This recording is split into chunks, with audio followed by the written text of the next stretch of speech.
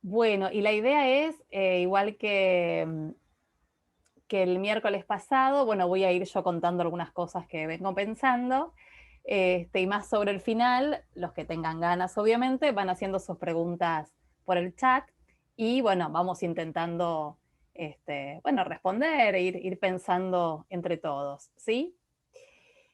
Bueno, yo vuelvo a presentarme, por si alguien no estuvo la vez pasada. Yo soy Roxana Cuitca. Bueno, soy analista, soy acá en Centro 2, soy docente de un GAF de adultos, de los martes.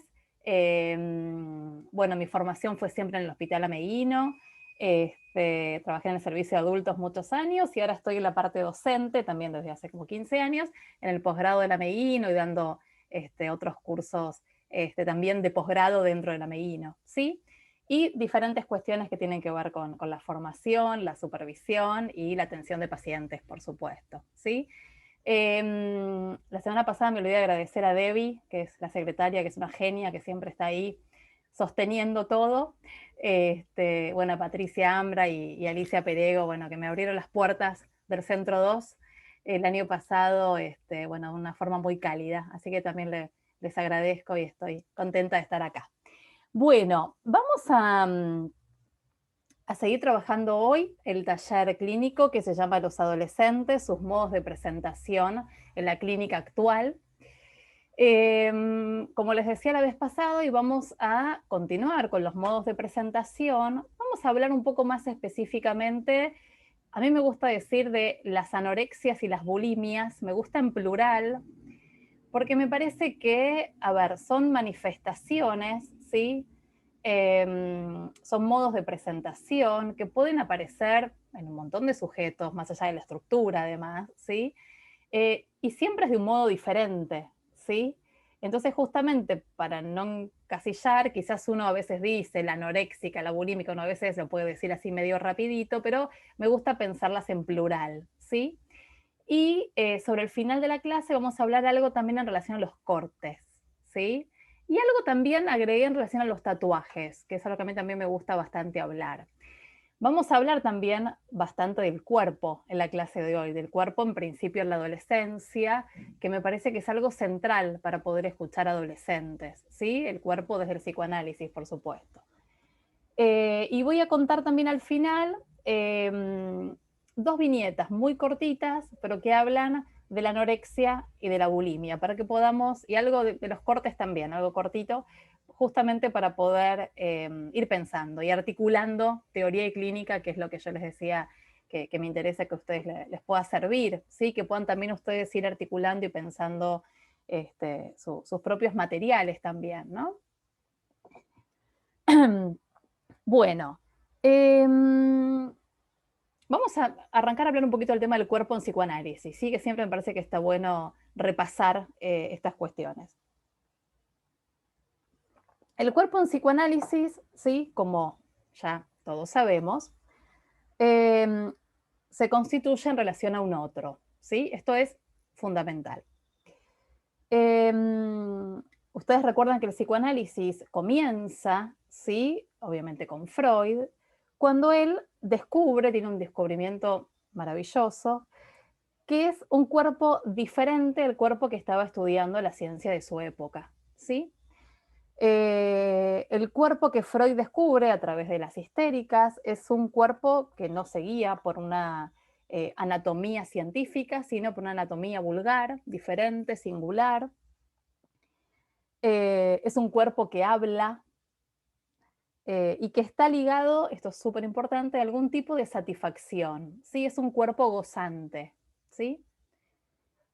Recuerden que Freud nos contaba de las parálisis histéricas, ¿sí? Cuando él iba estudiando, investigando sobre estas cuestiones, ¿sí? Que si alguna paciente que se acercaba tenía, por ejemplo, un brazo paralizado, ¿sí? Nunca correspondía a las inervaciones, ¿sí?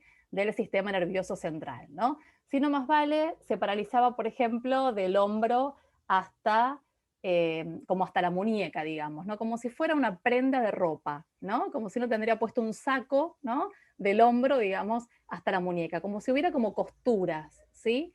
Más vale lo que se paralizaba era la representación del brazo que esa persona pudiera tener, ¿sí? Algo de ese afecto se enlazaba a esa representación. Bien. Esto tiene que ver con el origen del psicoanálisis y el origen de cómo él pensaba Freud en su momento el cuerpo, ¿sí? Que hasta el día de hoy, por supuesto, que esto sigue vigente. ¿Cómo el cuerpo se constituye en relación a un otro? El cuerpo se constituye, ¿sí? Sabemos que no viene dado, no es algo natural, no nacemos con un cuerpo, ¿sí? No viene con nosotros cuando nacemos, tiene que construirse. ¿Cómo se construye? Recordemos los primeros tiempos cuando Freud hablaba, me parece que es algo, cada tanto traigo esto, me parece que son como joyitas para poder entender el tema de la constitución del cuerpo en 3 ensayos sobre la teoría sexual, que Freud hablaba de ese primer contacto del bebé con este otro materno, ¿sí? Les leo cortito un párrafo de ese texto que dice: en relación al bebé, dice, su primera actividad, la más importante de su vida, el mamar del pecho materno, no puede menos que familiarizarlo con ese placer. Al principio, dicha necesidad se asoció a la necesidad de alimentarse. Recuerda lo del apuntalamiento en las necesidades básicas, ¿sí? El quehacer sexual se apuntala primero en las funciones que sirven a la conservación de la vida, y solo más tarde se independizan de ella.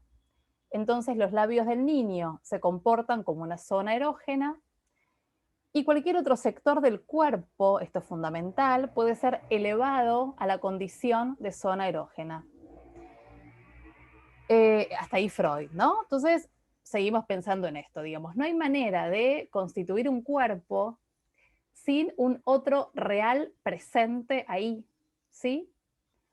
Ese otro prestaría su cuerpo y sus bordes, ¿sí? Para que ese bebé se vaya constituyendo. De este modo, si todo va bien, como me gusta decir a mí, tenemos un otro materno que presta su cuerpo a través de la acción específica, como decía Freud, de estos primeros cuidados. Hay un encuentro entre partes del cuerpo de la mamá y los bordes de ese cuerpo que se está armando, digamos, de ese bebé, ¿sí? Por ejemplo, la boca y el pecho. En esos puntos de contacto transcurre la pulsión, ¿sí? De esta manera, como recién estábamos charlando, el otro va libidinizando ese bebé, lo va marcando de algún modo, va marcando su cuerpo, lo va armando o va ayudando a que se arme, despertando un cuerpo erógeno. Digo marcando porque al erogenizar ese cuerpo, ese otro va trazando lo que se podría llamar un mapa libidinal, ¿sí? En ese bebé. Esas marcas invisibles que van a ir determinando ciertos modos de goce.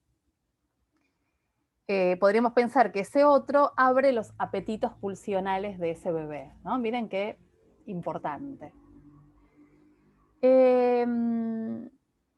Bien, vamos a hablar un poco de la alimentación. Vamos a ir llegando despacito a decir algunas cosas sobre anorexia y bulimia, ¿sí? En relación a la alimentación, sabemos nosotros que va más allá de la necesidad nutricia, digamos, del cuerpo, no es sin eso, pero va más allá de eso en psicoanálisis, y más allá de hacer crecer el cuerpo, ¿sí? Eh, Está ligado obviamente a la relación del sujeto con el otro. Cuando escribía esto me acordaba de cuando una mamá tiene un bebé, cómo, bueno, los pediatras obviamente hacen ir por lo menos hace varios años era así, a pesar al bebé, ¿no? Estos controles de peso, muchas veces bastante seguiditos, ¿no? ¿No? Que se generan muchas cosas con esto de si el bebé crece, ¿no? Que me parece que a veces no se tiene tan en cuenta que hay tantas cosas que esa mamá pone ahí, digamos, ¿no? Más allá de, el bebé tiene que obviamente crecer, ¿no? Claramente, ¿no? Si no algo no anda bien, ¿no? Pero digo, a veces se pierde de vista esa interrelación entre todo lo que se pone ahí, ¿no? Ahora vamos a ir viendo de deseo, de goce, de ese otro, ¿no? De mirada, de voz, ¿no? Bien, sigamos con la alimentación. La alimentación es primordial para la supervivencia, obviamente, de cualquier bebé humano.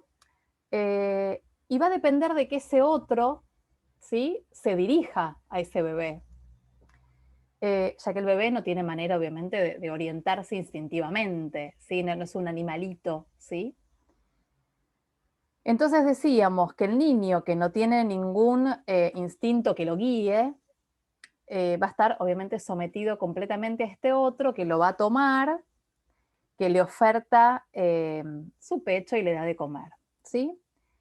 El cachorro humano es el único, digamos, que necesita esta cuestión porque todos los demás tienen, los animalitos tienen el reflejo instintivo de ir a buscar su alimento, ¿sí? Bien, entonces esto es muy importante. A ver, en relación a este otro que alimenta a ese bebé, lo que se espera es que este otro apueste, ¿sí?, haga una apuesta a que ese pedacito de carne, digamos así, que tiene en brazos, vaya a ser un sujeto, ¿sí? Si esto ocurre, ¿sí?, si este otro apuesta a que ese pedacito de carne va a ser un sujeto, le va a hablar, como decíamos antes, ¿sí? Entonces ese otro materno que da la leche, ¿sí?, también vehiculiza a través de ese acto la palabra y también la mirada. Miren cuántas cosas, ¿no? De este modo, para que un cuerpo se vaya confeccionando, entonces es necesaria la mirada, es necesaria la voz, las caricias, y acá incluimos también, obviamente, ahora voy a decir de los otros parentales, ¿sí? Porque si bien el otro materno, por supuesto, es fundamental en estas cuestiones no son sin que haya una función paterna y por lo menos dando vueltas, digamos, ¿no? Bien, y es importante que ese bebé tenga un sentido para esos otros parentales, que tenga un sentido, ¿sí? Que signifique algo. Para que se constituya un sujeto, también es necesario que ese otro done su falta, ¿sí? Un montón de cosas decimos, ¿no? Es importante que le hable al bebé, es importante la mirada, la voz, bueno, el estar ahí. También el donar su falta, ¿sí? Es decir, poner en juego algo del orden del deseo, porque si algo le falta, va a tener lugar para que se aloje ese bebé, dicho así como en fácil, digamos, ¿sí? Si algo le falta, va a haber lugar para ese bebé. Acá voy a hacer un paréntesis chiquito y ahora seguimos con el tema de la falta, porque quiero ir por esa vía para hablar de la anorexia. Pero digo, más allá de la falta, también esos otros, ¿sí?, hablando en principio del otro materno, también hay algo del goce que se pone en juego, ¿sí? Por ejemplo, a ver, no es lo mismo quien le da a un bebé, por ejemplo, cuando empieza con la papilla, no sé, el puré de, no sé, de calabaza, le da una cucharita y el bebé no quiere, entonces, bueno, intenta un poquito más tarde o hace el avioncito, no sé, o le encuentra como la vuelta, ¿no? Al que le enchufa la cuchara una y mil veces hasta que coma. ¿Se entiende lo que digo con el goce? Como hay diferentes modalidades, ¿no? Me traslado un segundo a la adolescencia y después volvemos al bebé, ¿sí? No es lo mismo un otro materno que golpea la puerta antes de entrar a la habitación del adolescente que está casi siempre cerrada y diría que es lo más esperable, ¿sí? No es lo mismo el que golpea y espera a que le den el ok, ¿no? Que el que abre de repente, ¿sí? Hay algo del goce que se juega distinto, ¿sí? Bien. Entonces también hay algo del goce que ese otro materno transmite. Volvemos ahora a los primeros tiempos constitutivos, ¿sí? Ahora, siguiendo con esto de la falta, que es necesario que done su falta, que algo del deseo se ponga en juego para que haya lugar para ese bebé, vamos a ubicar algunas cuestiones que dice Lacan en el seminario 11 con respecto a la anorexia, porque él lo relaciona con esta cuestión de la falta, ¿sí? Él habla del seminario 11 en diferentes clases, pero yo acá anoté una que es la del 27 de mayo del 64, ¿sí? Para que tengan como alguna referencia. Yo me manejo con el seminario 11 con la versión de Paidós, ¿sí? Por si quieren después buscarla. Vamos a empezar a meterlos un poquito con esto, a ver, con esto de la falta y el tema de la anorexia. Les voy diciendo algunas cuestiones para ir llegando. Por un lado, nosotros sabemos que la cadena significante no es completa, ¿sí? Que entre el S1 y el S2, ¿sí? Se esconde el deseo por ahí. Y nos podemos preguntar cómo encuentra ese niño algo del deseo en el otro, ¿no? Y obviamente aparece como en ciertos intervalos, ¿sí? En lo que no encaja, en lo que falla. ¿No? En algún momento aparece como cierto enigma en relación al deseo del otro, ¿no? Esto de que me quiere, que desea el otro. Por ejemplo, un sujeto, ¿no? Todo esto lo va diciendo Lacan por ahí con otras palabras, ¿no? El sujeto podría interrogar al otro y decirle, ¿no? Bueno, vos querés que yo coma, pero realmente, ¿qué querés? ¿No? ¿Qué es lo que realmente me pedís con esto, ¿no? Hay una pregunta que la habrán escuchado varias veces, que Lacan utiliza en este seminario, que es la del puedes perderme, ¿sí? Que es constitutiva, ¿no? El puedes perderme uno lo podría traducir de otras formas, como por ejemplo, notarías mi pérdida si no estoy, o a ver, o significo algo para vos, o hay lugar para mí en vos. Hay diferentes maneras de poder pensarlo, ¿no?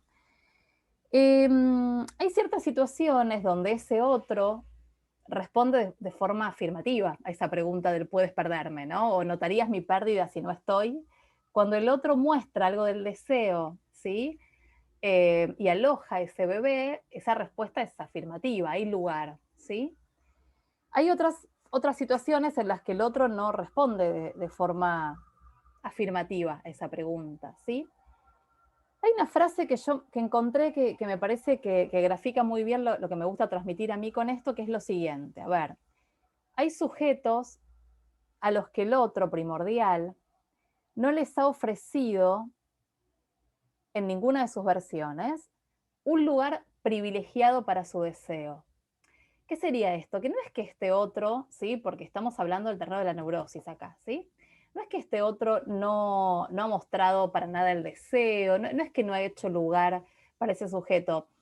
Por eso me gusta esto de que no le mostró a ese sujeto, a ese bebé, digamos, eh, un lugar privilegiado, ¿no? Como, a ver, como si hubo ciertas fallas, ¿no? En poder poner en juego la falta. Lo diría de esta manera, ¿sí? ¿Eso cuándo puede ocurrir? Con esto que les voy a decir, por ahí aclaro un poco la cosa. Por ejemplo, puede pasar que ese otro parental esté atravesando un duelo. Vieron que a veces nos dicen, no, por ahí los padres de adolescentes, bueno, justo cuando nació tal, a la semana murió mi papá, por ejemplo, ¿no? Mientras estaba embarazada no sé, me dejó el papá. Digo, diferentes situaciones donde muestran que ese otro materno estaba atravesando algún tipo de duelo en el nacimiento del bebé, en el embarazo, cuando el nene era por ahí chiquito, ¿sí? Puede haber alguien que esté deprimido también, ¿no? Entonces, que no pueda poner en juego la falta, ¿sí? Del mismo modo que si no lo estaría. Y también hay otro modo de dificultad de mostrar la falta. Cuando yo digo mostrar la falta, claro que no me refiero a algo voluntario, ¿no? Que si quiero o no quiero mostrar la falta, es algo, digamos, inconsciente, por decirlo de algún modo, ¿sí? Hay otro modo que sería, que también Lacan ubica algo de esto en el seminario 10, que es cuando, a ver, para un otro materno, el hijo es como una prolongación de su propio cuerpo. ¿Qué sería? Cuando en realidad puede pasar que un otro materno esté demasiado encima, ahí tampoco hay falta, ¿sí? Porque no se muestra, por ejemplo, lo que se suele llamar como el deseo de otra cosa, ¿sí? Bien. A ver, voy a esto. Yo no diría que no hay falta, diría lo que decía antes. No se le muestra a ese sujeto un lugar privilegiado en el deseo del otro, ¿sí? Bien, entonces en estos casos de cierta falla en el intervalo, cierta falla en mostrar algo del orden del deseo, ese sujeto puede responder de diferentes maneras, hay múltiples respuestas. Una podría ser la anorexia, ¿sí? Lacan la nombra de este modo ahí en el seminario 11. Dice que la anorexia sería como un modo encarnizado de enfrentarse con las dificultades del otro de hacer jugar su falta. Lo repito porque sé que esto es fundamental. La anorexia para Lacan es en ese seminario como un modo encarnizado de enfrentarse con las dificultades del otro de hacer jugar su falta. ¿En qué sentido? Seguimos avanzando. Podría pasar que un sujeto anoréxico, ¿sí? O alguien que manifieste algo de anorexia en algún momento, responda con un fantasma de desaparición, ¿sí? Pero en lugar de quedar en la fantasía, aparece jugado en lo real de la escena. Al dejar de comer, ¿sí? O empezar de a poco a dejar de comer, es como que ese fantasma de desaparición, acá ya me están escribiendo algo en el chat. La dificultad de mostrar la falta desde el estrago materno, claro, tal cual, tiene que ver exacto con lo que Lacan ubica el estrago materno, exactamente. Sí, sí, Macarena decía esto, sí, tal cual. Entonces, les decía, aparece en lo real del cuerpo, ¿sí? Este fantasma de desaparición, esta fantasía de desaparición, ¿sí? ¿No? Esto de pesar cada vez menos, ¿no? Bien. Entonces, esta cuestión de poner en lo real del cuerpo, esta cuestión del desaparecer, es como un modo fallido, ¿sí? Que encuentra, digamos, ese sujeto anoréxico, digamos así, de intentar inscribir una falta, de intentar ubicar un intervalo que él no encuentra, un intervalo en el deseo del otro que él no encuentra de otra manera, ¿sí? Este fantasma de desaparición es importante pensar que es un fantasma bastante universal. Vieron que los chicos, cuando son chiquitos, juegan bastante a esconderse, ¿sí? A esconderse y esperan que los padres los busquen, ¿no? Es como hasta lógicamente necesario que se los busque. Entonces digo, esto es un fantasma bastante común, como justamente para poder ubicar qué lugar tiene en el otro, ¿sí? Esta famosa pregunta, ¿le puedes perderme? Se juega ahí también, ¿sí? Soy importante, ¿notás mi pérdida si de repente me escondí? Pero otra cosa es cuando alguien ya, siendo más grande, digamos, lo pone a jugar en lo real del cuerpo o en lo real de la escena, ¿sí? Para ver qué respuesta encuentra en el otro. Bien, esto es más o menos, dicho lo más como claro posible, como me gusta a mí bajar los conceptos como a la tierra, más o menos como ubica acá la cuestión de la anorexia en el 11, ¿sí? Ahora vamos a hablar un poquito del tema del espejo, para seguir pensando en el cuerpo, ¿sí? Para después seguir avanzando con la anorexia y la bulimia. Para seguir hablando de la constitución del sujeto y la constitución del cuerpo, otro modo de pensar es algo del estadio del espejo, que todos habrán visto más de una vez con Lacan. Recuerdan que el niño se mira en el espejo, ¿sí? Y expresa júbilo al ver su imagen unificada. Se produce la asunción de su propia imagen a partir de la identificación imaginaria, ¿sí? Se produce el yo ideal. Dicha imagen solo es accesible a través de la mediación del otro simbólico. ¿Recuerdan de ese otro con mayúsculas? Hace falta que haya un buen lugar desde donde mirarse, ¿sí? Que sería el ideal del yo. Ese infant se dirige hacia adulto, mira hacia quien lo sostiene y le pide que ratifique el valor de su imagen. El otro le dice, ese sos vos, esta famosa frase, y luego el infant mira esa imagen, ¿sí? Y ahí ve su imagen unificada, ¿sí? Acá hay una frase que leí en algún momento que me gustó bastante para graficar o para pensar la cuestión del espejo, que es así la frase, dice, primero seré en tus ojos lo que luego seré en el mundo, ¿no? Digamos, cómo es tan importante, a ver, algo de la mirada, del sostenimiento, ¿no? De esos primeros tiempos, ¿no? Bien. Ahora vamos a pensar algo del espejo, pero pensando en la adolescencia, cómo continúa la constitución del cuerpo, ¿sí? Que sabemos que continúa, y en la adolescencia como todo un torbellino pulsional del que hablábamos la vez pasada, que bueno, que trae un montón de movimientos. La pubertad, como veníamos diciendo, como etapa de irrupción hormonal, hay un montón de hormonas que se ponen ahí en funcionamiento, los estrógenos, testosterona, etcétera, y ese desborde de sensaciones nuevas. Traen obviamente a nivel corporal, de imagen corporal, también un montón de cambios, tanto las chicas como los chicos, ¿sí? Que ya sabemos en general, cómo cambia el cuerpo, las formas, ¿no? Trae un montón de cambios de sensaciones y también de cambios en la imagen.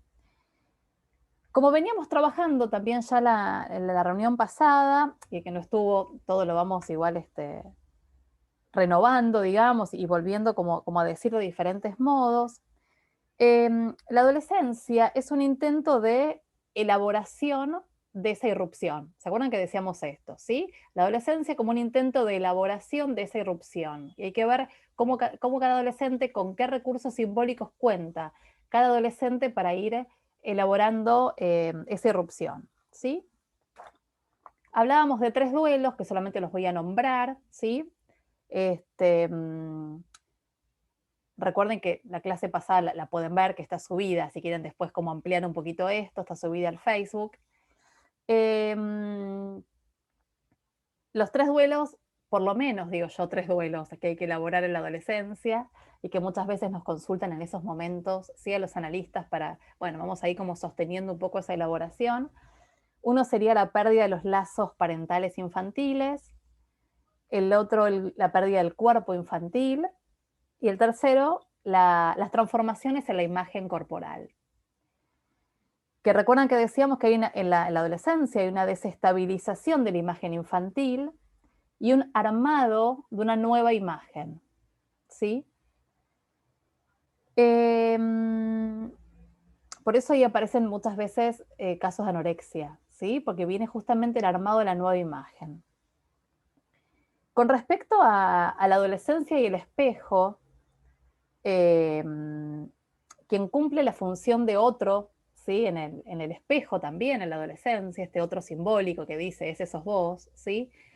Pensemos en lo que yo decía antes del golpear, que no es lo mismo golpear, ¿no? Antes de abrir la puerta, ¿sí? Que entrar de una, ¿no? Entonces, en la adolescencia lo que se espera de los otros parentales, ¿sí? Vamos a trabajar bastante el tema de los padres la clase que viene, del lugar de los padres en realidad. A ver, lo que se espera es que en relación vuelvo al tema del espejo y la constitución del cuerpo y la cuestión del sostén, ¿sí? Lo que se espera en la adolescencia es que los padres, a ver, lo diría así, tengan como esta alternancia de presencia y ausencia, ¿sí? Como de ver y no ver, ¿no? Entonces, ya no es el mismo lugar que cuando el nene era chiquitito, ¿sí? Es importante que el otro parental esté en la adolescencia, ¿sí? Por eso vamos a verlo bien la semana que viene, pero es importante que esté, pero también tiene que no estar, digamos, hay algo de esa alternancia, ¿sí? Y aparecen en primer lugar en la adolescencia los pares, entonces los pares también hacen de espejo, ¿sí? Aparecen nuevas identificaciones, por eso las redes, que también vamos a hablar bastante la semana que viene, también cumplen una función súper importante en la adolescencia, justamente en esto del espejo, de lo que se muestra, de lo que se ve, de las nuevas identificaciones, ¿sí? De lo que hace grupo, ¿sí? Bien. Ok. Vamos a la anorexia y la adolescencia, esto que empecé a decirles recién. En varias ocasiones, les decía, la anorexia aparece en la adolescencia. Incluso cuando uno atiende, por ahí les pasó, pacientes adultos, ¿sí? Y comentan algunas cuestiones ligadas a la anorexia y uno pregunta desde cuándo por ahí les pasa esto. Dicen, esto empezó a los 13, a los 15, ¿sí? Muchas veces realmente es el comienzo de la adolescencia. Bien. A ver, es interesante, bueno, ubicar, ¿no? Esto de lo complejo, como les decía antes, del duelo por la imagen del cuerpo infantil perdido. Ahí hay algo que a veces se complica, ¿no? Lo difícil de elaborar las nuevas formas. Muchas veces lleva a dejar de comer cuando los caracteres sexuales secundarios se empiezan a notar, ¿sí? Que incluso aparece también la amenorrea, ¿no? Recuerdo que yo les contaba la semana pasada este recorte súper chiquitito de esta paciente que en realidad consultan los padres porque la veían vestida de forma muy masculina o poco femenina y que tenía ropa siempre muy oscura y muy grande y que lo que ella en realidad me dice es que ella lo que quiere es tapar las nuevas formas, que a ella le cuesta mucho, claro, Delia, ¿cómo estás? Claro, presencia-ausencia, exacto. Tiene cierta relación con el Fordá de Freud, exactamente, tal cual, está en esa misma línea lo que planteo, sí, tal cual. Este, mm, Les contaba de esta chica, que ella lo que cuenta es que ella lo que quiere es taparse las nuevas formas, ¿sí? Que le da vergüenza, que no quiere que la miren, ¿no? Y ella empieza a deslizar en algún momento alguna conducta ligada, por ejemplo, a vomitar, porque ella se le armaba la idea de que si comía más, bueno, crecía más, ¿no? Claramente, y el crecer también implicaba que se note más las nuevas formas, ¿no? Bien, en la pubertad, como decíamos, se producen metamorfosis, ya lo sabemos, a partir de las cuales el cuerpo se conmueve, ¿sí? Es realmente muy fuerte lo que le pasa a los adolescentes con el cuerpo. Si tienen la oportunidad de escuchar atentos esas cuestiones, es como es fuerte. Eh, a veces parece desarmarse, por eso no es tan fácil este armado del nuevo cuerpo o el reanudarse o el anudarse de otro modo, ¿no? Eh, esta consistencia, digamos, que ellos por ahí sentían en la infancia, digamos, se pone realmente en jaque por la irrupción de ese real sexual, ¿sí?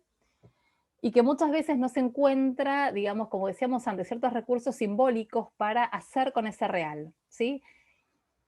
Bien, y para rearmar la imagen.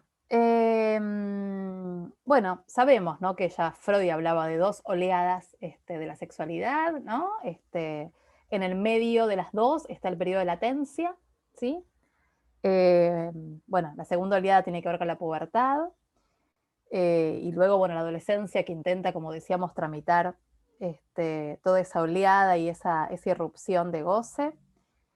Eh, Bien, y como decíamos, muchas veces aparece la cuestión de la anorexia, detiene algo del apetito en relación a que todo esto, como a poner cierto freno a, como a esta oleada, digamos, ¿no? Puede pasar el temor a engordar, que uno también lo escucha en la anorexia, y también esto que les decía, el temor como a quizás a ser más provocativa, ¿sí? Por eso está todo el tiempo el tema de la sexualidad en juego, ¿no? Por eso uno puede pensar de qué apetito se trata, ¿no? También vieron que en relación a la sexualidad y la comida hay también muchos significantes y frases este, que aparecen en esta línea, ¿no? Que según las épocas, que también sabemos que la época fundamental, lo decíamos también la vez pasada, no sé, ahora está esta, bueno, no sé, me comí, o nos comimos, ¿no? O me comí un chabón, ¿no? Hay algo del comer que está muy pegadito a la sexualidad, ¿sí? Incluso los significantes de cada época, ¿no? A lo mejor hay muchos más y después me pueden pasar alguno que no tenga, pero esto es interesante. Entonces, en esto que decía, para no ser provocativa y algo de la sexualidad se pone en juego, eh, eh, aparece, como les decía, como parecería como un cuerpo asexuado, un cuerpo liso, como sin formas, ¿no? Otra cuestión también importante en la anorexia, también lo puede ser en la bulimia, muchas de estas cosas tienen que ver con la bulimia también, es el tema de la nominación. El tema de la nominación en la anorexia, sí, y también en la adolescencia, es algo muy importante, porque fíjense que es una etapa en la que los adolescentes tienen un montón de interrogantes muy genuinos, ¿no? Como esto de quién soy, qué me gusta, qué elijo, ¿no? Es un momento que están esos interrogantes a flor de piel, ¿no?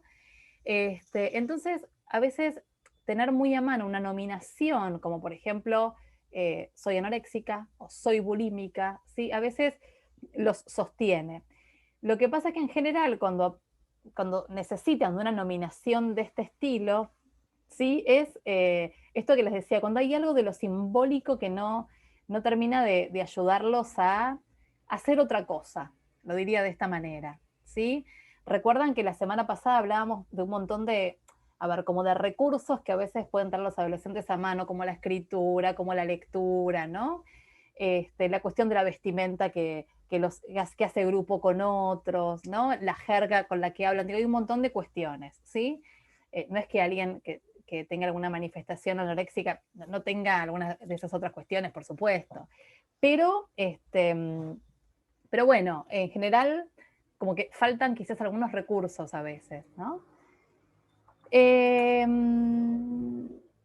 Bien, seguimos un poquito más. Bien. Con respecto a la anorexia y la bulimia, también llamadas en algunos momentos trastornos de la alimentación, habrán escuchado muchas veces este modo de llamarlas, que es muy común y todos lo usamos en algún punto. A mí me gusta pensar igual que por ahí hay otros modos quizá de poder ir nombrando estas cuestiones, porque si uno piensa en trastornos, es como si existiese un modo natural de comer, que es justo lo que decíamos antes, que para los seres humanos no hay, digamos, ¿no? Si hay un trastorno es porque porque hay una desviación, digamos, de lo natural, y en realidad no es así, ¿no? Son nombres, ¿sí?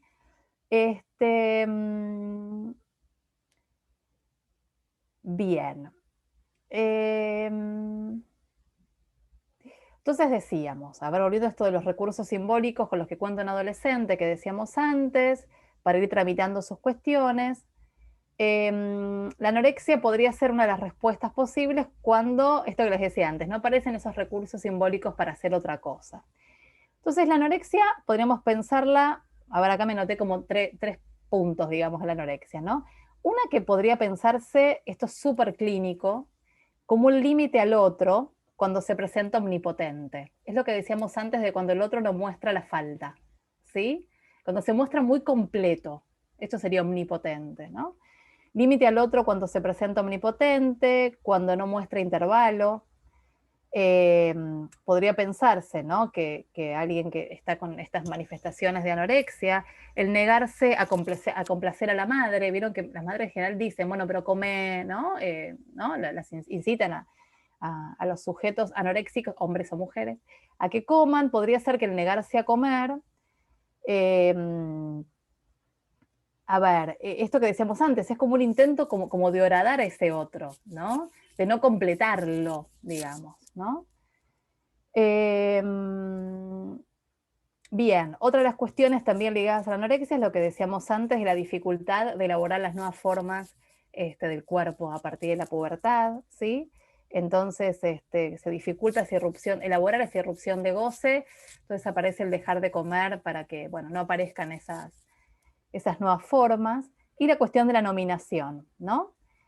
Nominarse soy anoréxica como un intento de nominación que podría ofrecer un lugar de inscripción, ¿sí? Un lugar fallido de inscripción.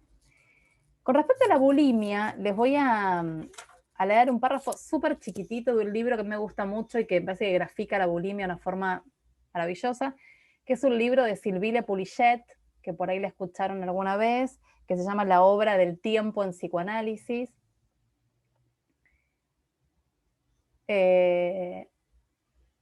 Bien, acá me están preguntando algo del tema de la obesidad, que a mí me encanta hablar de obesidad y de hecho dije la vez pasada que iba a hablar y no voy a hablar hoy, así que hablaremos la próxima, que está bueno.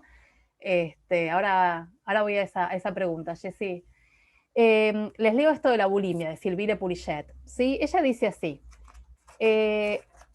con respecto al atracón, dice que es la necesidad vital de llenar un vacío doloroso. Luego surge un imperativo de eliminación, que serían los vómitos. Suele aparecer la imagen de una madre hambrienta que devora todo, una madre ajena al deseo, dice Sylvie Poulichet. Pues dice, uno absorbe, o ese sujeto, digamos, absorbe para no ser totalmente absorbido, ¿no? Me parece interesante la forma en que nombra algo de lo que tiene que ver con la bulimia. También se habla bastante también de un otro que le ha costado mostrar ese lugar privilegiado para ese sujeto en el deseo, ¿sí? Como un otro más devorador, ¿no? Y la cuestión del atracón y después la eliminación, también como un freno a ese otro que se muestra como completo, ¿no? Respondo dos preguntitas y ahora digo algo de los cortes, los tatuajes y cuento las dos viñetas. Me queda corto el tiempo siempre. El tema este de la obesidad, Jessie, ¿por qué se habla tanto? Acá ella dice, a ver, quería preguntarte por qué crees que se habla de anorexia y bulimia y no tanto de obesidad. La verdad, no sé bien por qué, la verdad no sé bien por qué, pero la verdad es que el año pasado fui a hablar a una institución sobre estos temas, y este año fui también, que se llama DIPAS, de paso le hago la publicidad, que es de Córdoba, que es un equipo de laburo nada, súper rico. Y ellas trabajan con obesidad, entonces la verdad es que me puse como a leer mucho de las tres cuestiones, ¿sí? Por eso me interesó mucho la obesidad, justamente, Jessie, porque es algo de lo que no se habla mucho en psicoanálisis, ¿sí? Así que voy a ver si puedo traer algo a la clase que viene, porque hay cosas interesantes para pensar. Es muy interesante, ¿no? Lo que aparece puesto en el cuerpo. Eh, Rocío me dice, podrías repetir, pero no sé de qué estaríamos hablando. ¿Querés, Rocío, por ahí escribirme qué es lo que quería que repita? ¿Qué querés que repita? Eh, y Carolina pregunta, ¿qué quise decir cuando dije no presenta intervalo? Claro, como pues son formas por ahí, lo digo rapidito porque a veces se nombra de esa manera. Es esto que decía antes del deseo, ¿sí? Cuando alguien aparece como muy completo, ¿no? Un otro que se las sabe todas, eh, a veces muy rígido, ¿sí? Eh, y muy completo, que no se muestra tanto como de carne y hueso, sí que hay algo de la castración que no termina como de atravesarlo, ¿no?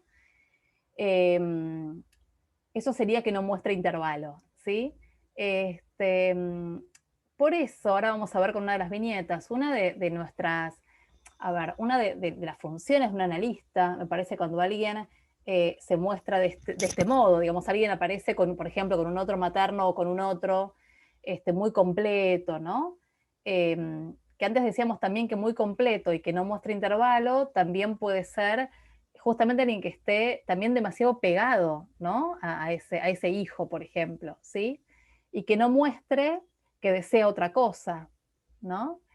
Eh, Les decía que nuestra tarea como analistas, parte de nuestra función, tiene que ver, y de nuestras intervenciones, muchas veces con, justamente con hacer intervenciones que puedan barrar a ese otro, ¿sí?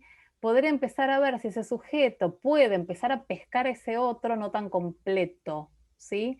Porque de ese modo va a haber más lugar para nuestro paciente, digamos, como sujeto dividido, ¿sí? Ahora se los voy a contar en un recorte muy breve, ¿sí? Cómo ubicar quizás algo de la barra del otro, ¿no? Esto es para pensarlo un montón, pero me parece que en la mayoría de estos materiales, y en muchas otras cuestiones también, hay algo de cuando aparece ese otro muy completo en el discurso del analizante, porque es el modo que nosotros conocemos ese otro, ¿sí? Y es lo que nos interesa, tener intervenciones que puedan barrarlo, ¿no?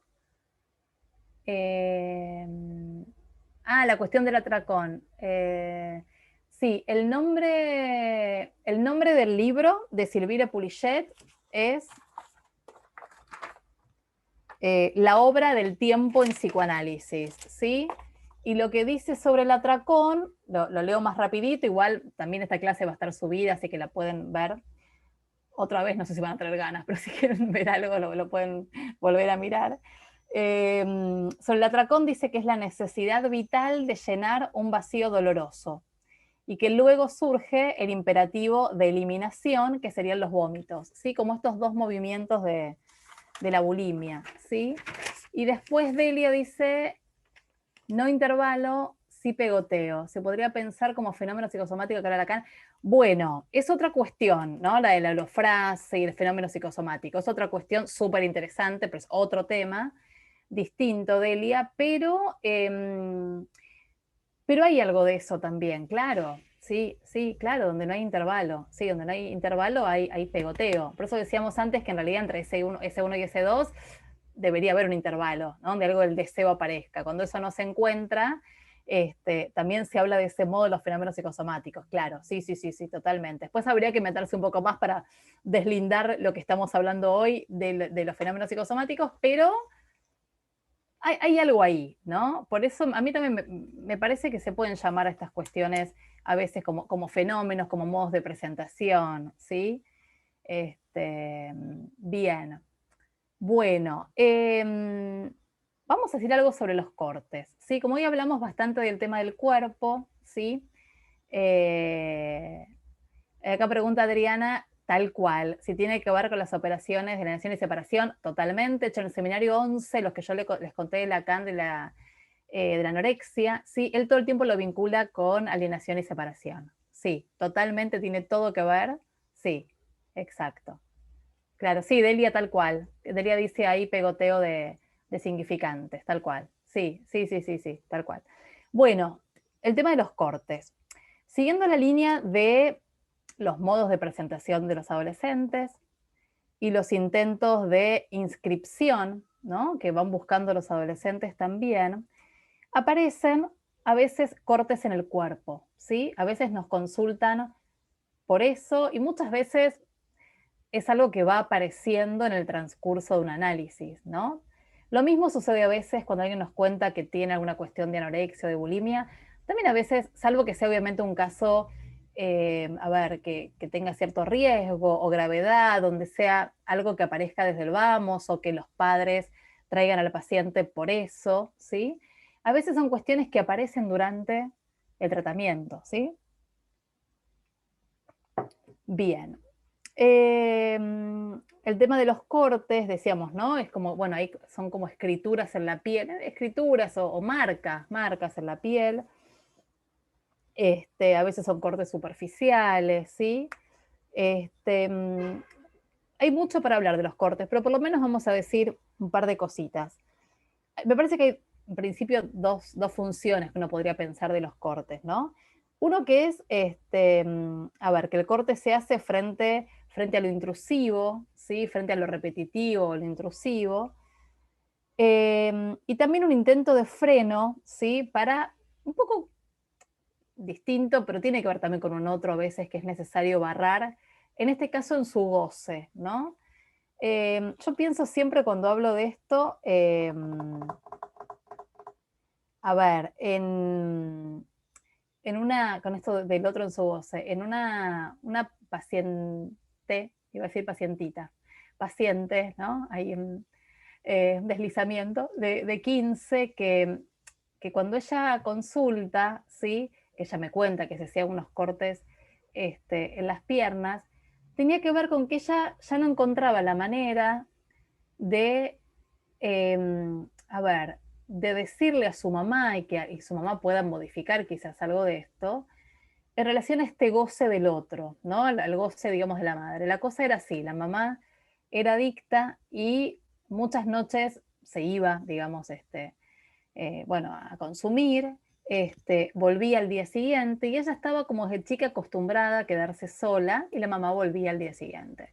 En algún momento, cuando esta chica tuvo 11 años, ¿sí? Pues fue ahí, como un poco ahí empezaba la pubertad, le empieza como a decir a la mamá que la necesita en la casa, le dice, mamá, ya estás grande, hay algo de ese basta, ¿no? De ese cortala, ya estás grande para eso, le dice ella a la madre, ¿no? Ya estás grande para eso, eh, quédate en casa, diferentes durante bastante tiempo, ¿no? Y la madre, bueno, no, lo sigue haciendo, ¿no? Entonces, esta paciente me lo va contando, me cuenta que ya empieza a hacerse como esas cortes además en las piernas, ¿no? Que es bastante significativo. En relación a, me parece a, sí, a algo de ese corte que su mamá no podía escuchar, ¿no? Como que a ver, me parece que es esto. Hay cuestiones que a veces los adolescentes, ¿sí? No pueden simbolizar de otro modo y aparece, por ejemplo, en este caso, como un corte también en lo real del cuerpo, ¿sí? Me parece en general, a ver, lo que podemos hacer nosotros es, más allá de escuchar, que por supuesto que es un montón, y porque escuchar tiene que ver con alojar, ¿sí? También es poder ver a ver, ¿qué hay detrás de esos cortes, por supuesto, ¿no? ¿Con quién corta? ¿Qué es lo que corta? Esto, ¿con quién quiere cortar? ¿Qué situación? Digo, si hay algo que se pueda deslizar, ¿no? Si hay alguna historia atrás de eso, ¿no? En general, con la cuestión de los cortes, así como con la cuestión de la anorexia y la bulimia, no es tan fácil que los pacientes asocien rápidamente, ¿sí? Porque no se presenta en el modo de una formación del inconsciente, ¿sí? Un sueño, ¿no? Un fallido, ¿no? Hay como que dar bastantes rodeos. ¿Recuerdan lo que decíamos la clase pasada de la confianza en la palabra? ¿No? Que el adolescente toma la palabra, es momento de tomar la palabra, y que algo que está bueno que nosotros podamos crear en esa confianza con el adolescente es que él pueda confiar en su palabra, principalmente, ¿no? O sea, en que para nosotros es importante su palabra, pero que su palabra tiene un valor enorme. Entonces me parece que hay que hacer bastante trabajo previo muchas veces para que el adolescente pueda empezar a asociar con lo que le pasa con la anorexia, con la bulimia, por ejemplo, con los cortes y con muchas otras cuestiones, ¿sí? Eso, como bastantes rodeos y bastante trabajo previo, ¿no? Y después, les cuento cortito algo sobre los tatuajes, que no lo tenía en mente, pero como es algo de lo que yo a veces hablo, se me vino cuando terminado de armar la clase. ¿Por qué lo pensé? También porque los tatuajes, a mí me parece que hay como dos modos de pensar, digamos, los tatuajes, ¿no? Eh, Puede haber un modo estético, como decíamos también la clase pasada, cuántas cuestiones los adolescentes las van haciendo para formar, para armar grupo, ¿no? Porque todos somos fans de la misma banda, ¿no? Eh, pero también hay otra cuestión que también es cuando a veces no pueden terminar de simbolizar alguna cuestión, también aparece el tatuaje como una inscripción, ¿sí? Como un dibujo, como una inscripción en el cuerpo, ¿no? Me gusta contar siempre dos ejemplos chiquitos de una adolescente que tenía a sus abuelos muy mayores, cerca de 90, y que ella dijo, bueno, yo me voy a tatuar los nombres de mis abuelos, eh, porque sé que se van a morir, ¿no? Entonces hay algo de, a ver, de algo en relación como al duelo, o lo que ella sabía que en algún momento iba a tener que elaborar, ¿no? Como una necesidad de que algo de eso quede inscripto, ¿no? En lo real del cuerpo, en lo real de la piel, digamos, ¿sí? Y después también otro ejemplo, digamos, de un adolescente que pertenece a una familia de esas que van viajando siempre cada 2 años por el trabajo del padre, estas empresas multinacionales, ¿no? Y llegó un momento que él ya tenía 18 y él ya se iba a quedar en la ciudad en la que estaban porque ya empezaba la universidad, y la familia se iba, ¿no? Y él se tatuó, antes que se vaya la familia, unos días antes, se tatuó los nombres de sus hermanos y sus padres, ¿no? Digo, como algo de esa cuestión de esto, ¿no? De la cuestión de lo real del cuerpo, ¿sí? Que es distinto que la elaboración, bueno, no sé, simbólica, ¿sí? De un duelo, de una pérdida, ¿no? Bien. Bueno, sí, si el corte, acá me pregunta, como un pasaje al acto o como una mostración al otro, eso siempre hay que verlo caso por caso. En este caso que yo contaba de esta chica, me parece que tenía más que ver con una mostración al otro, más con un llamado, no más como un acting. Pero bueno, siempre hay que verlo obviamente en cada caso, ¿no? Los cortes también es intento de separación ante el goce del otro, claro, sí, como un freno, ¿no? Corte frente a la angustia desbordante también, sí. Alguien pone Delia, como no le puede cortar las piernas a la madre para frenarla, se corta la hija como pasaje al acto. Bueno, habría que ver, habría que pensarlo, ¿no? Pero podría llegar a ser, podría llegar a ser. A mí me parece que en ese caso era realmente como un llamado que no era escuchado, bueno, e insistía, digamos, ¿no? Me parece que recién algo pudo escucharse cuando ella empieza a analizarse. Igual es interesante que la mamá es la que pide la consulta, ¿no? A la mamá en algún punto algo le preocupó de los cortes porque hace la consulta por eso, ¿no? Bueno, les cuento cortito algo de anorexia y algo de bulimia en materiales, ¿sí? Para ir pensando algunas cuestiones. Les cuento sobre A primero. una chica de 23 años, eh, en los comienzos, digamos, algo que me va contando, es que cuando era chica no podía elegir qué quería comer, que cuando le preguntaban en la casa, ella le daba siempre lo mismo, ¿no? No tenía como ese gustito de prefiero, le decían, ¿querés milanesas o pastas? Le daba siempre igual, ¿no? Y ella esto de grande le llama la atención.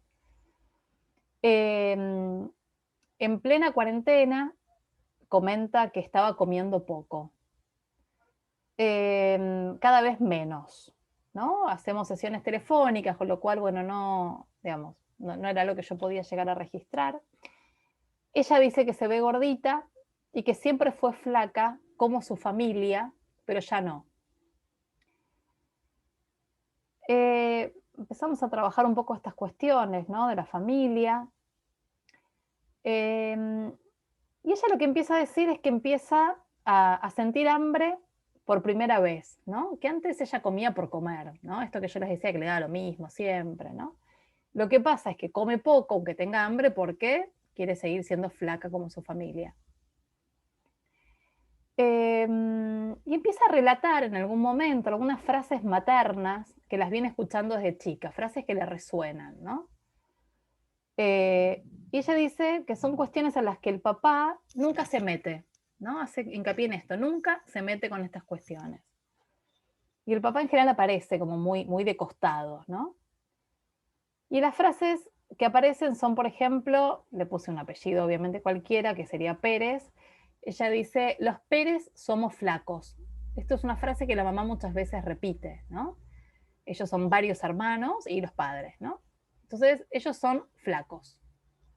Este es un nombre, de alguna manera, ¿no? Y otra frase también escuchada muchas veces es, somos de comer poco. Ella nunca se había preguntado por esto. Ella lo que empieza a contar es que ella está comiendo poco, porque está alejándose de lo que tiene que ser, digamos, que sería ser flaca para seguir siendo Pérez, ¿no? Y después se empieza a contar en un momento, se empieza a abrir y a recordar cosas, y que cuando ellos van a comer a restaurantes, la mamá siempre dice, por ejemplo, como mirando despectivamente a las mesas de al lado, mirá esos que comen postre, ¿no? Y ella me cuenta que en su casa nunca hubo ni hay postre, no existe el postre. Entonces a mí se me ocurre preguntarle, digo, después uno se da cuenta después por qué pregunta, ¿no? Porque uno está tomado por la transferencia en ese momento y se me ocurre esto. Y le pregunto algo así como, ¿no será que a tu mamá no le gustan los postres? Le pregunto esto porque yo la escuchaba, porque el tema del super yo también es algo súper importante para trabajar, ¿sí? Que estas frases tenían una rigidez en su cabecita, ¿no? Esto de somos flacos, no se come postre, ¿no? Todas frases maternas, por supuesto que ya ella las tenía propias, ¿no? Entonces yo le hago esta pregunta como para, a ver, sacudir un poco como esta cuestión tan super yoica, digamos, ¿no? Y también, como les decía antes, con la idea de barrar un poco a ese otro, ¿no? Que estas frases que este otro decía y dice tienen tanto peso, bueno, justamente hablando de estas cuestiones, ¿no? Y ella, nada, estamos por teléfono, ¿no? Pero me dice que sí, que ella a veces piensa eso, ¿no? Que por ahí a la mamá no le gustan los postres, por eso nunca hubo postres en la casa, y que en realidad ella también pensó que no le gustaban porque en realidad no come postres, y empieza como a cuestionarse eso. Obviamente es una paciente que yo atendí hace bastante tiempo cuando empezó este tema, ¿no? Alguien que ya estaba en análisis, transferencia mediante instalada, ¿no? Pues ella se empieza a preguntar si realmente a ella tampoco le gustan, bueno, empieza un poco esa cuestión, ¿no? Bueno, este es el recorte en principio, ¿no? Para poder ubicar como el lugar del otro, ¿no? Y en qué lugar ella empieza como a dejar de comer, ¿no? Y después quería contarles, para finalizar, eh, el caso de M, ¿sí? Este material lo pensé bastante también por esto que les decía, es todo ese trabajo preliminar que hay que ir haciendo a veces para que un paciente pueda empezar a hablar un poquito más de esto que le pasa, ¿no? Que pueda empezar o asociar alguna cuestión, ¿no? porque muchas veces es quiero que me deje de pasar, obviamente, digamos, es algo que les molesta, lo que se quejan, pero no pueden decir mucho más, ¿no? Eh, Esta chica, les decía M, tiene 16 años, cuando consulta en su momento, me contacta el papá para que la vea. En ese momento vivía con él, los papás estaban separados y estaba esta paciente viviendo con el papá porque la mamá la había metido bajo la ducha de agua fría una vez que M llegó tarde después de una salida. Meses después comenzó a vivir con la mamá, ya que su progenitor le pegó una cachetada a M, a mi paciente, luego de que ella eleve la voz al contestarle. ¿Sí? Una chica, digamos, con estos otros, digamos, ¿no? Como les decía, el padre me pide que la vea, ¿no? Él hace mucho hincapié en que la vea, era la época que veíamos presencial, pero esto de verla. Y yo me preguntaba, ¿no? Si alguien la miraba, ¿no? Y en tal caso, ¿de qué modo? Me generaba como cierta incógnita, ¿no? Que qué lugar tenía esta chica en estos otros, ¿no? Que la metían bajo la ducha y le pegaba la cachetada. Cuando abro la puerta del consultorio, cuando la conozco a mi paciente, aparece una chica muy delgadita, muy menudita, muy delgadita, y con el correr de las entrevistas, mucho tiempo, empieza un poco a contar, ¿no? Esto de los atracones, de comer escondidas, porque también aparece mucho esto del comer escondidas, ¿no? En la bulimia, ¿no? De correrse de alguna mirada, ¿no? Y que también vomita. Bueno, empezó como muy de a poquito a contarme algunas de estas cosas, ¿no? Yo la cito a la mamá, me impacta mucho el parecido con M, muy parecidas, muy. También muy menudita, una ropa muy similar, ¿no? Y la mamá me dice, la tuve de chica, crecimos juntas, compartimos la ropa, somos dos gotas de agua.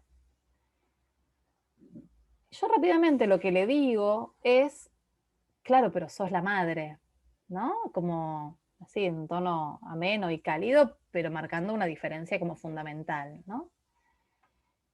Y ahí yo, como la veía realmente a mi paciente, bueno, estaba, bueno, bastante con estas cuestiones de los vómitos y el bajo peso, bueno, me parecía que había que hacer una interconsulta con nutricionista y que con esta mamá, yo lo pensé así en ese momento, había que ponerse muy firme, también desde estas cuestiones de ordenar un poco las cosas y las cuestiones de la ley, ¿no? También en relación a cómo estos padres se presentaban, como les conté antes, ¿no? En relación a esta hija y se tiraban mucho la pelota de un lado al otro. Entonces yo le digo a la mamá, esto de vos sos la madre, y le indico que tiene que llevar a M a un nutricionista. Ellos tenían su prepaga, qué sé yo, y que esa noche me avise qué turno consiguió, ¿no? Para la hija. Eh, Quizás puede sonar un poco directivo, pero a veces me parece que en estos casos, nuevamente, algunas intervenciones más directivas, sobre todo con los padres, ordenan y alivian, ¿no? Al paciente. Bien, hablo con el padre también, le comento, digamos, las indicaciones. Las sesiones con M transcurren, cuenta que quiere ser muy flaca, como su mamá, ¿no? Aparece el tema de la genética, ¿no? Si soy su hija y tengo su genética, puedo ser flaca como ella. Eh, Difícil que la conmuevan mis intervenciones, ¿no? Eh, no, parecía como que nada le inquietaba, que ella quería ser flaca y qué sé yo, ¿no? Pero ella empieza a hablar bastante de la mirada triste de su hermana. Tenía una hermana, mi paciente 16 y la hermana 11, ¿no? Y ella lo que me dice es que lo único que le preocupa es que la mirada, que la hermana la mira triste, ¿no? Cuando mi paciente no quiere comer, o por ahí si la escuchó vomitar alguna vez, la hermana la busca, le dice, ¿no? Lo único que yo escucho es que ella la conmueve un poco en relación a este tema. Entonces se me ocurre preguntarle si mira series, ¿no? Digo como intervenciones posibles, a mí se me ocurrió esta, puede haber otras, justamente para, nada, como mover un poco la cuestión cuando no hay como tanta asociación. Me dice que sí, que mira series, que mira pelis, entonces le propongo mirar una película juntas, ¿no? Cada una la miraría en su casa, ¿no? Donde cada una quiera, y la comentábamos la sesión siguiente, si ella quería, ¿no? Se pone muy contenta, le gusta la idea, entonces la recomiendo ver una película que se llama La Hermana Perfecta, no sé si la vieron, veamos, está buena. Es una película de Sana Lenken, con K, que justamente es la historia de una chica de 16 años que es patinadora, ¿no? Que compite con mucha exigencia, que padece bulimia, pero es una película, lo que tiene como de distinto por ahí a otras es que está relatada desde la mirada de la hermana de la protagonista, ¿sí? También es una chica de 16 años, una hermana más o menos de 11, 12, y toda la película está relatada desde la mirada de la hermana. ¿No? Desde cómo la ve a la hermana sufrir por la bulimia anorexia, desde cómo se le despierta todo lo que tiene que ver con la sexualidad en relación a lo que ve de la hermana, digamos, eso me parece que es como la nota de color de la peli. Yo no le digo nada, le digo que si quiere la mire y la charlamos juntas la siguiente. Todo esto se los cuento a ustedes, ¿no?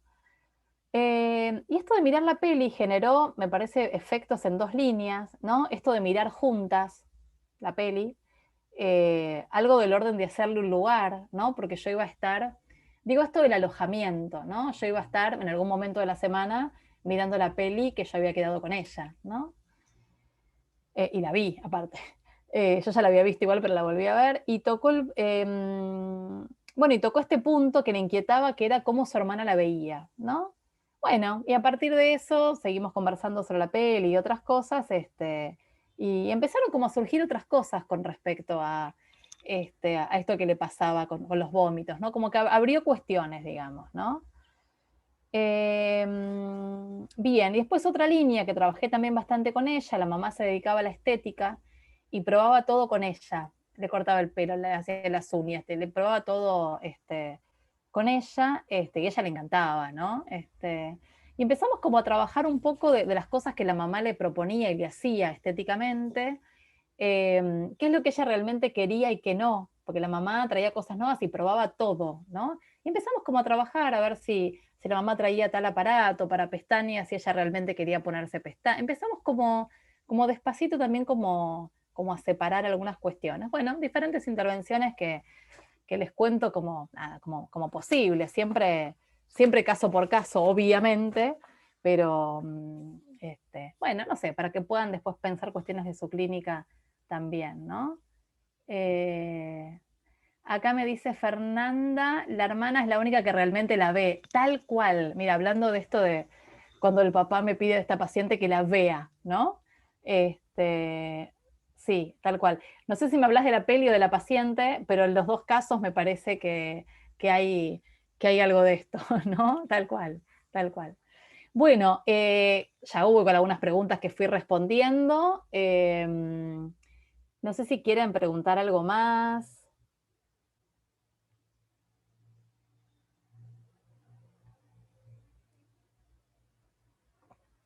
Les paso mientras mi dirección de mail, no sé si Debbie querés ponerlo también en el chat.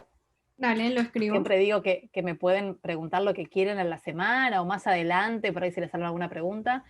Es roxanak1@hotmail.com. Acá alguien puso una manito, Carolina. No sé si querés escribirlo. ¿Le podemos dar permiso para que abra el micrófono a ella? Sí, claro, dale. ¿Querés, Carolina, preguntar?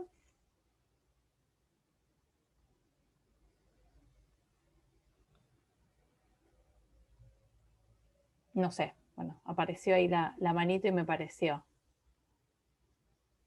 Ahí le mandamos como una notificación para que abra el Sí, audio. porfa. Ah, sí. Ah, tenés que mandar notificación, perdón. Ahí puso sí, porfa. Sí, sí, sí. Ahí está. Hola Roxana, ¿cómo estás? ¿Cómo estás, Carolina? Mira, yo soy estudiante de psicología Sí, em, y hoy me pasó algo muy particular. Hace un rato a las 6 tuve una clase de neurociencias. La sí. profesora se especializa en investigación puntualmente sobre bulimia y anorexia. Y la verdad, hoy dio poco contenido y se dedicó a hablar de que ella no cree que la práctica psicoanalítica sea una ciencia, obviamente, ¿no? Desde su paradigma. Eh, Incluso yo le pregunté, bueno, tampoco cree que existe el inconsciente. Me dijo que creer que existe el inconsciente es como creer en fantasmas. bueno, desestimó por completo la práctica psicoanalítica. Mm. Mi pregunta es obvia, pero bueno, igual quería preguntártelo. ¿Es posible ayudar a una persona entonces con anorexia y bulimia desde el psicoanálisis? ¿Y vos qué pensás, Carolina? Yo sí. Sí, lo que pasa, no, quedé como un poco choqueada, me pareció muy fuerte la declaración de la profesora. O sea, Mm. si bien dijo, bueno, chicos, yo no tengo la verdad absoluta, me pareció súper fuerte que diga que creer en el inconsciente es como creer en fantasmas, porque siento que lo reduzco a un pensamiento mágico. Ujú. Mm. No me iba a poner a discutir porque No, no por voy a ser supuesto. Mira, profesora. yo creo, es interesante lo que vos traes, porque por supuesto hay también un montón de otros abordajes también, o cognitivo-conductual, un montón de Me cuestiones. inquietó porque me resultó como que rozó lo violento. Por eso Claro. yo me Bueno, fui formar.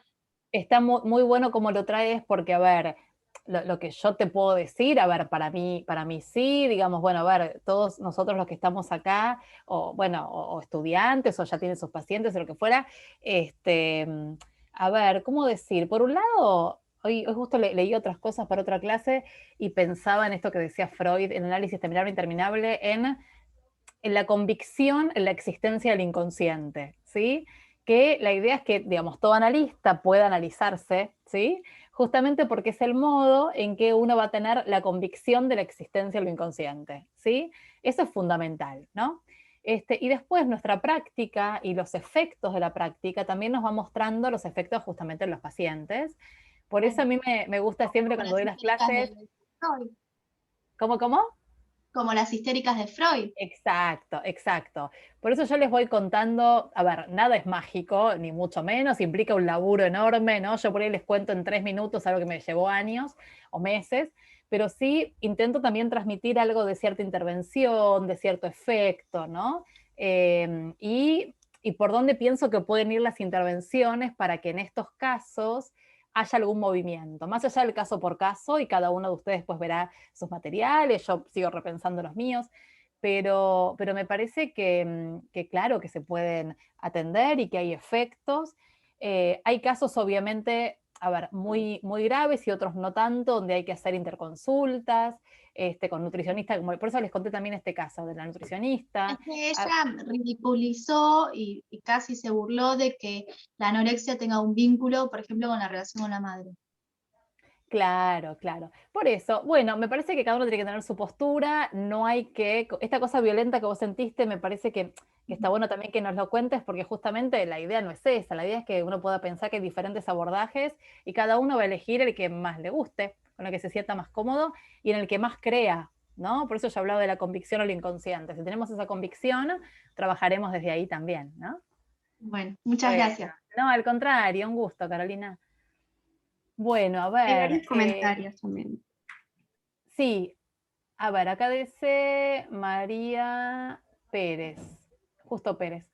Somos hablados por un otro y cuando una persona la marcan con significantes como sos gordo o gorda, eso queda en el psiquismo. Por lo tanto, con el psicoanálisis podemos ayudar muchísimo, tal cual, tal cual. Me encantó esa respuesta, te la podés anotar, Carolina, para la profe la semana que viene.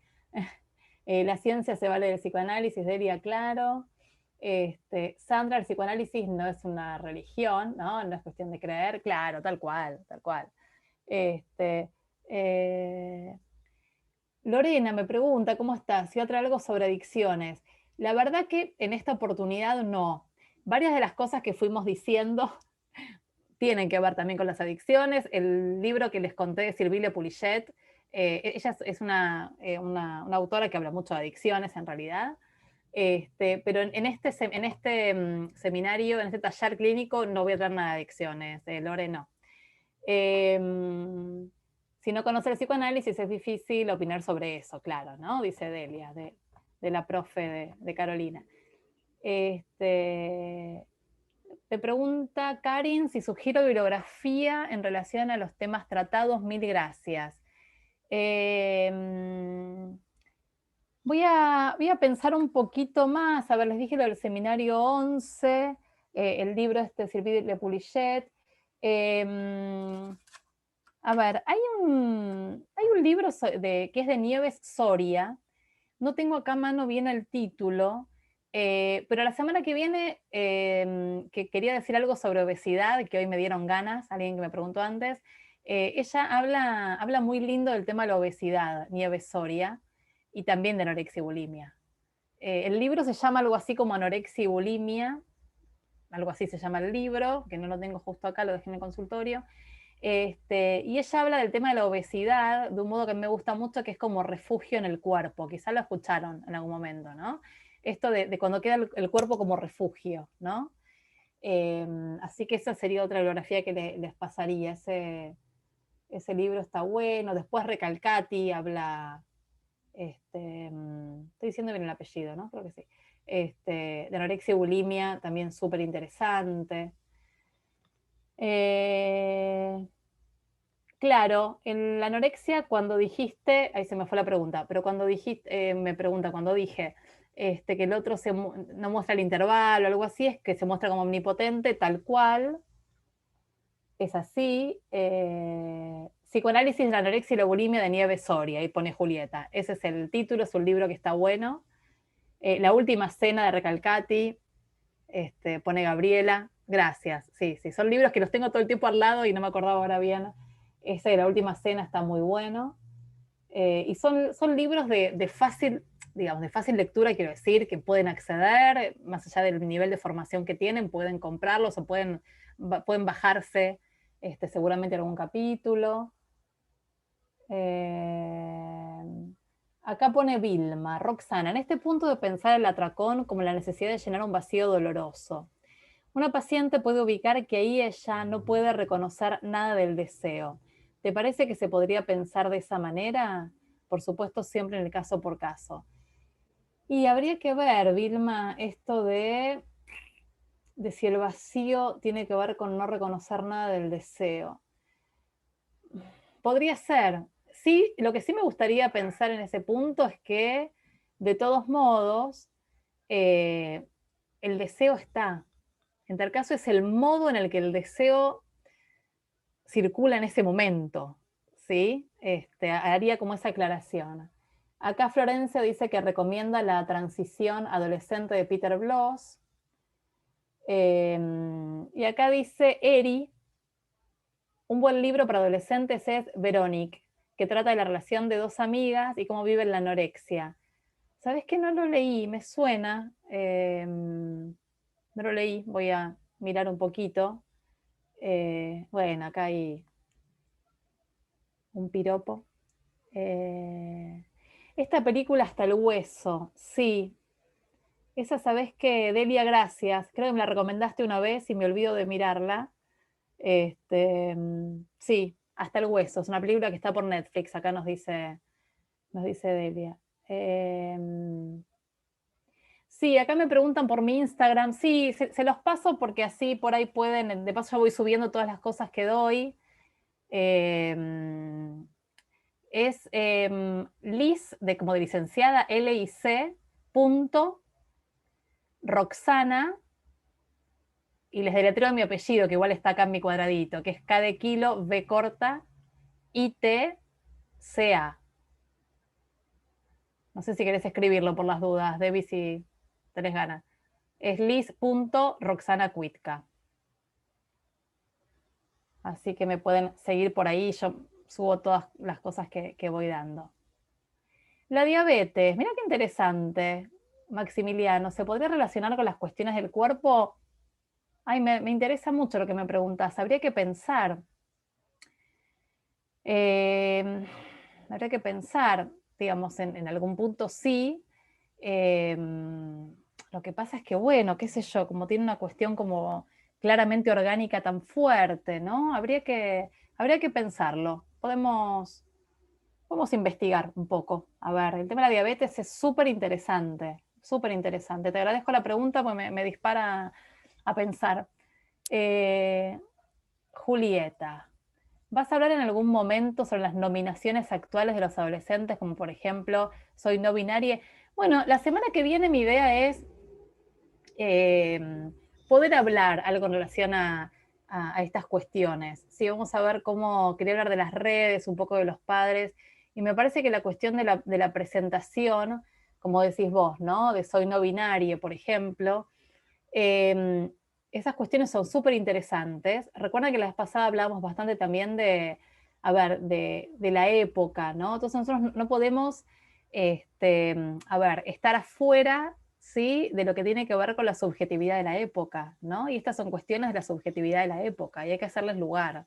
Así que bueno, vamos a intentar hablar algo de eso también. Bueno, acá desde México, bueno, gracias por compartir, súper interesante, gracias.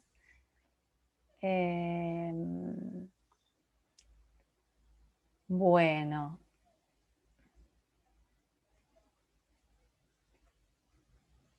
Acá la última preguntita y cerramos, que ya estamos en hora. Pregunta Lorena, ¿puede ser que la bulimia sea una forma de incorporar al otro y luego expulsarlo violentamente y con la culpa que genera esta expulsión? Volver a incorporarlo como un ciclo sin fin. Me gusta cómo lo pensás, Lorena, me parece que sí. Y es muy interesante cuando introducís el tema de la culpa, porque aparece, claro, sí, el tema de la culpa no hay que dejarlo de lado en estas cuestiones, ¿no? Sí, tal cual. Lo último, me quedaría no sé hasta qué hora, pero ya son y 29. Tal cual, Liliana, esto que decís Liliana dice, te agradecería si pudieras hablar de la diversidad de género en la adolescencia que a veces quieren patologizar, ¿no? Gracias, Delia.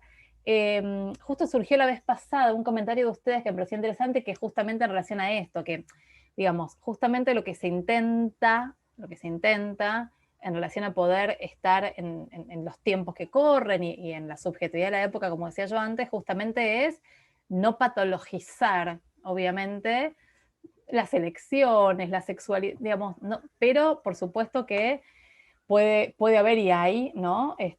Profesionales que sí lo hagan, ¿sí? Bueno, sí, no va a ser una clase dedicada de lleno a estas cuestiones de género, ¿no? Pero vamos a ir hablando un poquito de diferentes cosas, ¿sí? Así que, bueno, gracias. Los espero el miércoles que viene, entonces, a las 7 de la tarde, ¿sí? Bueno, que estén muy bien.